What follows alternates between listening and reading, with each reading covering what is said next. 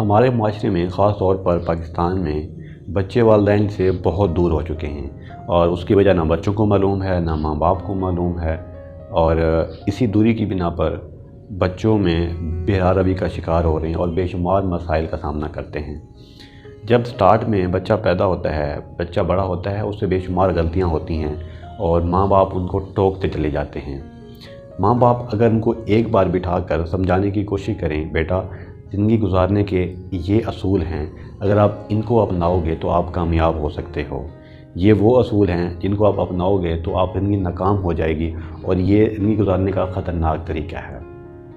جب آپ ان کو اپنی خواہشات سے مکمل طور پر آگاہ کریں گے کہ آپ کیا چاہتے ہیں ان کے لیے، آپ ان سے کیا چاہتے ہیں، ان کے لیے آپ کیا کر سکتے ہیں، تو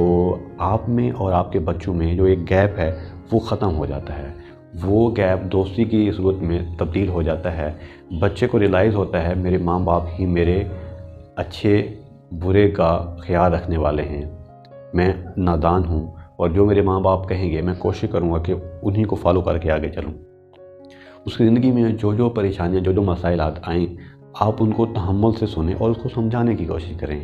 جب آپ کا پوائنٹ آف ویو بچے کو معلوم ہوگا اور بچے کا پوائنٹ آف ویو آپ کو معلوم ہوگا تو ایک سنکرونائزیشن کا تعلق بن جاتا ہے۔ وہ ایک کامیاب تعلق ہوتا ہے جس میں بچے کو معلوم ہوتا ہے میری لیمٹس کیا ہیں اور میں نے کس حد تک جانا ہے، اور آپ کو بھی معلوم ہوتا ہے میرے بچے کی ضروریات کیا ہیں۔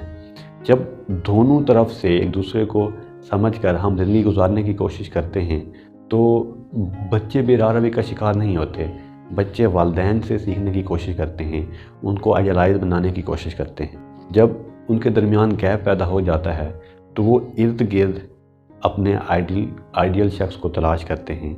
وہ آئیڈیل شخص کوئی برا انسان بھی ہو سکتا ہے، کوئی اچھا انسان بھی ہو سکتا ہے۔ پھر جب اس کو وہ کاپی کرنے کی کوشش کرتے ہیں اور زندگی گزارنے کی کوشش کرتے ہیں، کچھ بچے کامیاب اور کچھ ناکام ہو جاتے ہیں،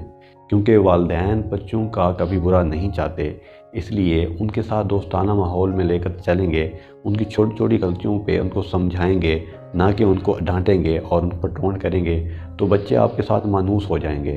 اور ان کے ساتھ جب آپ پیار محبت سے برتاؤ رکھیں گے تو آپ ایک خوبصورت رشتہ اور ایک خوبصورت زندگی انجوائے کر سکیں گے۔ اپنا بہت سارا خیال رکھیے گا۔ اللہ حافظ۔